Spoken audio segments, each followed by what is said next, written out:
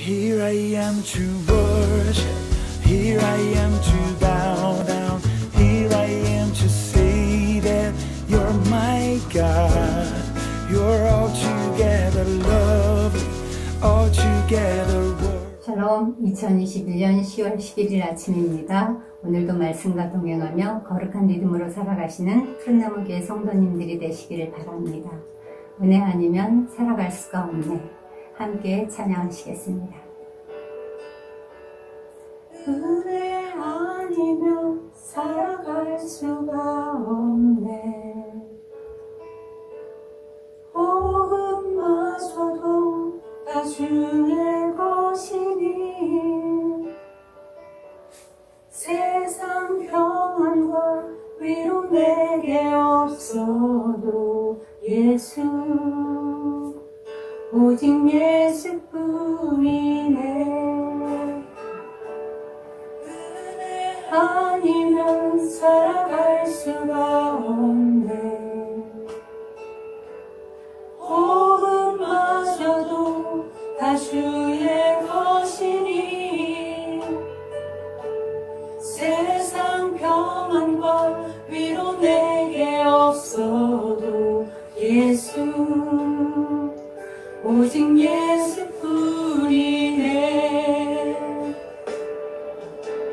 그 시계를 다 볼 수도 없고 작은 고난에 지쳐도 주께 묶인 나의 모든 삶 버티고 견디게 하시네.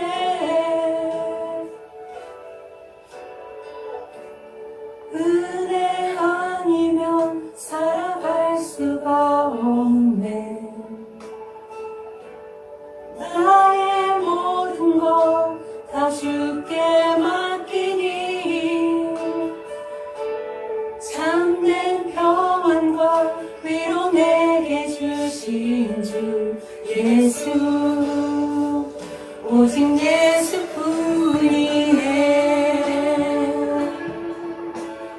아멘. 나의 모든 것을 주께 맡길 때 참된 평안과 위로를 주실 줄 믿습니다. 오늘 우리가 함께 나눌 말씀은 욥기 6장 1절로 13절 말씀입니다. 함께 소리내어 읽어보도록 하겠습니다. 욥이 대답하여 이르되 나의 괴로움을 달아보며 나의 파멸을 저울 위에 모두 놓을 수 있다면 바다의 모래보다도 무거울 것이라. 그러므로 나의 말이 경솔하였구나. 전능자의 화살이 내게 박히매 나의 영이 그 독을 마셨나니 하나님의 두려움이 나를 엄습하여 치는구나. 들나귀가 풀이 있으면 어찌 울겠으며 소가 꼴이 있으면 어찌 울겠느냐. 싱거운 것이 소금 없이 먹히겠느냐. 달게 알 흰자위가 맛이 있겠느냐. 내 마음이 이런 것을 만지기도 싫어하나니 꺼리는 음식물같이 여김이니라. 나의 간구를 누가 들어줄 것이며 나의 소원을 하나님이 허락하시랴. 이는 곧 나를 멸하시기를 기뻐하사 하나님이 그의 손을 들어 나를 끊어버리실 것이라. 그러할지라도 내가 오히려 위로를 받고 그칠 줄 모르는 고통 가운데서도 기뻐하는 것은 내가 거룩하신 이의 말씀을 거역하지 아니하였음이라. 내가 무슨 기력이 있기에 기다리겠느냐. 내 마지막이 어떠하겠기에 그저 참겠느냐. 나의 기력이 어찌 돌의 기력이겠느냐. 나의 살이 어찌 노쇠겠느냐. 나의 도움이 내 속에 없지 아니하냐. 나의 능력이 내게서 쫓겨나지 아니하였느냐. 아멘. 읽을수록 그 욥의 감정이 점점 격앙되어지는 것이 느껴집니다. 지난 줄거리를 잠깐 요약하고 넘어가겠습니다. 1, 2장에서 욥은 천상회의에서 펼쳐진 하나님과 사탄의 대화 때문에 모든 것을 잃고 인생이 완전히 뒤바뀌었습니다. 3장에서 욥은 자기의 생애를 저주하며 죽음을 갈망할 정도로 견디기 힘든 고통을 친구들에게 다 토로했습니다.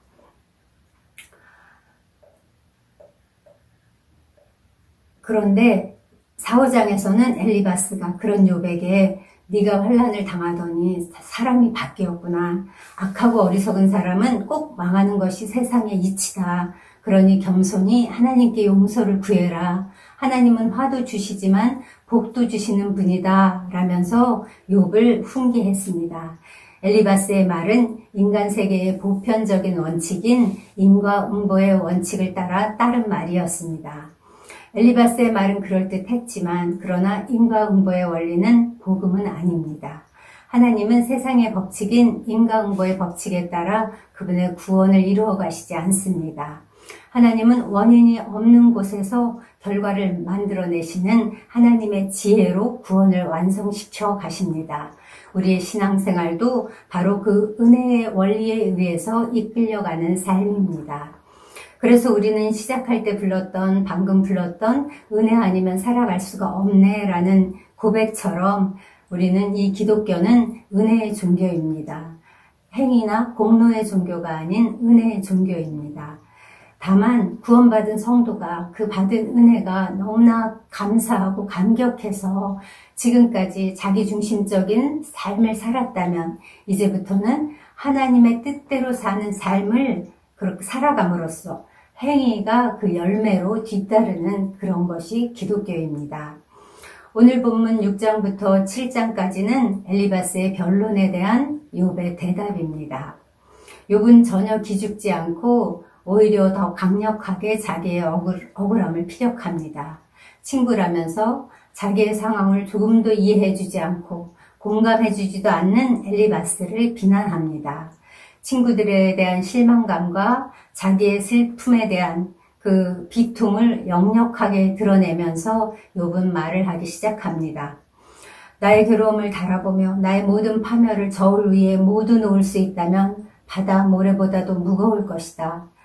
대개 바다 모래는 성경에서 셀 수 없이 많은 수나 엄청 무거운 그런 무거움을 상징하는데 사용하곤 하는 비유입니다. 이 말 속에는 지금 욥이 당하고 있는 그 고통이 형용할 수 없을 정도로 많고 극심하다는 그 뜻이 담겨 있습니다. 3장에서 자기가 죽음을 갈망하는 그 말과 행위를 했는데 그것은 그러니까 당연할 수밖에 없다는 뜻도 내포되어 있습니다. 그러니 자기의 말이 경솔할 수밖에 없는 것을 이해해 달라는 것입니다. 4절에서 욥은 전능자의 살이 내게 박히매 나의 영이 그 독을 마셨나니 하나님의 두려움이 나를 엄습하여 치는구나 라고 말합니다. 고대인들은 사냥할 때 그 화살촉 끝에 독을 발라서 사냥을 하곤 했습니다. 욥은 이러한 비유를 사용해서 마치 독화살을 맞은 짐승이 그 독이 온몸에 퍼져가면서 차츰 죽어가듯이 자기가 지금 하나님의 진노의 화살을 맞았기 때문에 점점 더 자기는 깊은 절망과 점점 더 그 회의의 늪에 빠져들어가고 있음을 비유해서 묘사한 것입니다. 화살이 몸에 박혀서 그 화살의 독이 그의 영을 삼킨다고 표현함으로써 신체에서 영혼으로 점점 깊이 이행되어가는 그의 고통과 절망을 강조하고 있습니다. 욥은 자기가 당면한 고통이 하나님께로부터 비롯되었다고 생각합니다. 욥기가 시작한 이후 욥이 자기 고통의 출처가 하나님이심을 밝힌 말이 이렇게 구체적으로 말한 것이 바로 여기가 처음입니다. 욥이 당하는 자기 고뇌의 핵심을 가장 정확하게 표현해준 구절이 바로 10절에 하나님의 두려움이 나를 엄습하여 치는구나 라는 표현입니다. 욥은 자신이 하나님의 진노의 대상이 되었다고 생각했습니다. 이것이야말로 욥이 가장 두려워했던 일입니다. 재산, 자손, 건강을 상실하는 것보다도 하나님의 진노를 받아 하나님과의 관계가 단절되는 것이 그에게는 가장 참을 수 없는 형벌이었습니다. 점점 가중되는 하나님의 재앙 속에서 그는 자신과 하나님과의 관계가 단절되는 전조를 예감하고 있는 것입니다. 그리고 5절에서 7절에서는 욥은 일상적인 소재인 먹거리를 사용해서 자신의 주장을 계속 전개해 나갑니다. 들나귀와 소가 먹을 풀이 풍족하다면 결코 울지 않는다고 표현한 것은 욥 자신도 자기의 상황이 지금 정상적인 상황이라면 결코 이런 비탄과 불평을 하지 않았을 것이라는 뜻입니다. 즉 자기가 이렇게 불평하는 데에는 다 그만한 이유가 있다는 것입니다. 그렇게 이 말을 하면서 욥은 스스로를 변호합니다. 나귀와 소가 먹을 것이 없을 때 우는 것이 지극히 당연하고 자연스러운 일인 것처럼 자기가 지금 하고 있는 이 모든 현재의 불평도 그와 같다는 것을 시적으로 표현하고 있습니다. 또 이 말 속에는 욥이 불평을 한 것을 미련한 것이라고 지적했던 엘리바스에 대한 책망도 숨어 있습니다. 엘리바스는 인간본적인 변론을 통해서 욥의 심중이 욥을 위로하지 못하고 오히려 욥에게 고통을 가중시켰습니다. 이런 측면에서 볼 때 그의 변론은 마치 소금을 치지 않은 음식처럼, 그래서 사람의 입맛에 구역질 나게 하는 그런 음식처럼 욥에게 아무 맛도 없고 몸이 건조하고 그랬다고 은연중에 지금 비난하고 있는 것입니다. 더 나아가서 욥은 엘리바스의 그 변론이 자기가 만지기조차 싫어하는 음식이라고 비유함으로써 그의 주장은 일고의 가치도 없다고 지금 단정하며 이야기하고 있는 것입니다. 8절로 13절에서 욥은 자기의 삶이 끝나기를 갈구합니다. 그의 간절한 소망은 하나님이 그의 생명을 거두어가는 것입니다. 이 혹독한 재앙으로 인해서 하나님과 단절되느니 차라리 지금 하나님의 손에 죽는 것이 낫다는 표현입니다. 일찍이 엘리바스는 욥에게 2번이나 살 소망을 가지라고 충고했었습니다. 그런데 지금 욥은 자기의 유일한 소망은 죽는 것이라며 엘리바스의 충고를 정면으로 거부하고 조롱하고 있는 것입니다. 욥의 이런 말은 전통적인 유대교 신앙이 지향하는 바를 뒤집는 말이기도 합니다. 삶이 너무나 고통스러울 때 시편 기자들은 탄식의 노래를 부르며 하나님이 오셔서 도와달라고, 그래서 죽지 않게 해달라고 하나같이 구했습니다. 그런데 지금 욥은 하나님이 그의 생명을 멈춰주시기를 구하고 있습니다. 그것도 하나님이 직접 그의 숨통을 끊어주시기를 바랍니다. 그러면서 10절에서 그러할지라도 내가 오히려 위로를 받고 라고 말합니다. 하나님께서 생명을 취해 가실지라도 그것이 오히려 자기에게 위로가 된다는 말입니다. 본능적으로 사람들은 자기의 생명을 소중히 여깁니다. 그러나 어떤 경우는 생명을 유지하는 것이 생명을 포기하는 것보다 더 고통스러울 때가 있습니다. 하나님은 우리의 삶의 여정에서 때로는 이와 같은 것을 경험하게 하심으로 우리에게 소유보다 더 소중한 것이 있음을 가르쳐 주십니다. 욥이 이어서 말합니다. 그칠 줄 모르는 고통 가운데서도 기뻐하는 것은 내가 거룩하신 이의 말씀을 거역하지 아니하였음이라. 그가 극한 고통 가운데서도 하나님의 말씀을 거역하지 않은 것이 가장 소중하다고 말하는 것입니다. 욥이 이렇게 말할 수 있었던 것은 그가 하나님이 어떤 분이신지를 알았기 때문입니다. 전에도 한번 나눈 적이 있지만 욥에게 있어서 하나님은 창조주이시며 만유의 주로서 모든 존재하는 것들의 절대 주권을 가지신 분이십니다. 욥은 하나님께서 자신의 것을 주실 수 있는 자유도 있으시고 그것을 다시 취해 가실 자유도 있으시다는 사실을 알고 있었습니다. 그렇기 때문에 욥은 하나님께서 자신을 형통케 하시든지 혹은 고난을 주시든지 그로 인해서 하나님의 말씀을 거역할 권리가 없다고 생각했습니다. 그래서 그는 고통 가운데서도 하나님의 말씀을 거역하지 않을 수 있었던 것입니다. 우리도 욥처럼 고통 중에 가장 큰 기쁨이 하나님의 말씀을 거역하지 않는 것이라고 고백할 수 있도록 그렇게 성숙한 신앙인이 되기를 소원합니다. 그런데 하나님이 이런 분이신 것을 그렇게 잘 알면서도 욥은 왜 이처럼 죽음을 갈망하고 있는 것일까요? 무엇보다도 그는 하나님의 말씀을 거역하기 싫었기 때문입니다. 그는 어떻게 해서든지 지금까지는 자기의 마음을 지키고 입술을 지켜서 하나님을 원망하거나 저주하지 않으려고 안간힘을 힘을 쓰면서 버텨왔습니다. 그런데 이제 한계에 도달했습니다. 지금 같은 고통스러운 상황이 계속된다면 자기가 하나님도 범죄할지도 모른다는 그런 생각이 들었던 것입니다. 그래서 그런 일이 일어나기 전에 하나님께서 자기의 생명을 거두어 주시면 참 좋겠다고 말하고 있는 것입니다. 그렇다고 해서 그가 하나님에 대한 믿음을 저버린 것은 아닙니다. 그는 혹독한 이 고난을 경험하면서도 하나님을 여전히 믿고 있습니다.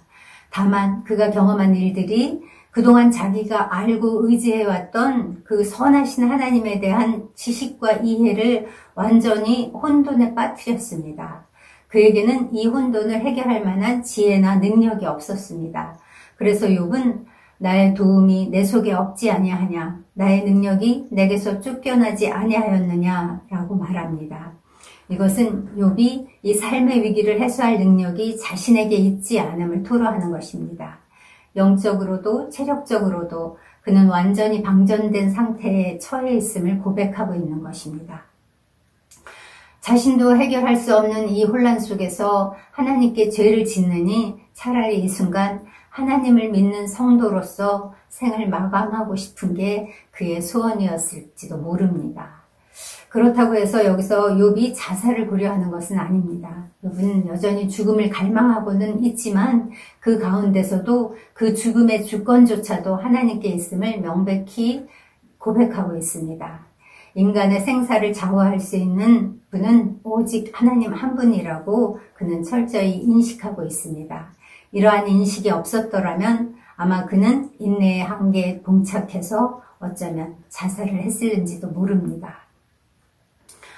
욥이 이렇게 애통하는 마음으로 토로하는 오늘의 이 말씀은 정말 우리의 마음을 아프게 합니다. 어떻게 도와줄 수 없는 이런 환경 가운데 처해 있는 지체들을 보거나 혹은 내 삶이 그런 자리에 있을 때 정말 어찌할 바를 모르고 어쩌면 욥처럼 우리도 차라리 죽기를 소원하는 기도를 할 때가 있을지도 모릅니다.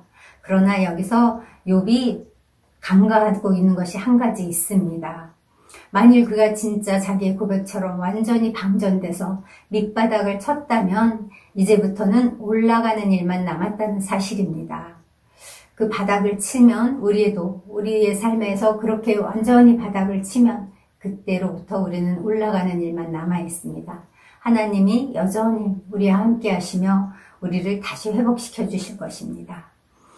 우리는 이 땅에서 어떤 것을 경험하든 그 모든 것을 통하여 하나님을 배우고 하나님의 지혜에 순종하고 하나님의 은혜로 인해서 기뻐하는 자로 자라가는 중입니다. 세상의 세계관인 인간보의 법칙을 초월해서 역사하시는 하나님, 그 하나님의 그 오묘하신 섭리는 절대적으로 선하다는 것을 보여주는 이 세상 가운데 드러내는 통로로 살아가는 것입니다. 그 하나님의 절대 주권을 인정하며 어떤 방해와 힘든 상황에서도 우리 하나님은 언제나 옳으십니다 라고 고백하는 저희가 되기를 소원합니다. 그렇게 믿음의 신앙생활이, 우리 신앙삶이 성숙하기 원합니다. 기도하시겠습니다. 하나님 아버지, 극심한 고통 가운데서도 오늘 기뻐하는 욥을 만났습니다. 주님, 친구에게 아무 위로도 받지 못했지만 주님 하나님의 말씀을 거역하지 않은 것으로 인해 기뻐하고 감사한 욥을 보았습니다. 주님, 우리도 그 욥처럼 그렇게 주님 성숙한 신앙으로 자라가기 원합니다. 하나님, 우리의 삶의 자리도 욥과 같지는 않지만 욥 못지않게 저마다 각양 다른 모양으로 주님 고통이 있고 환난이 있습니다. 하나님, 이때에도 주님 하나님 앞에 나아가고 말씀 앞에 나아가서 우리를 건지시는 하나님, 그 우리가 알지 못하는 그 배후에서 역사하시는 주님을 만나고 경험하는 귀한 시간 되게 사용하여 주시옵소서. 오늘도 우리와 동행하며 그 일을 행하실 주께 감사드리며 예수님의 이름으로 기도합니다. 이제 지체들을 위해 기도하겠습니다. 정말 하나님 앞에 나오지 못하고 정말 기도도 못하고 신음밖에 할 수 없는 그 사정을 가진 지체들이 있습니다. 정말 건강의 문제, 이렇게 친구와의 그 깨어진 관계의 문제, 그리고 재정의 막힘, 여러 가지 그 상황이 우리 인생 가운데 있지만 오늘 욥이 그랬던 것처럼 하나님을 바라보고 의뢰하면서 보이지 않는 가운데 역사하시는 그 주님께 우리의 사정을 하나님께 올려드리며 중보하겠습니다.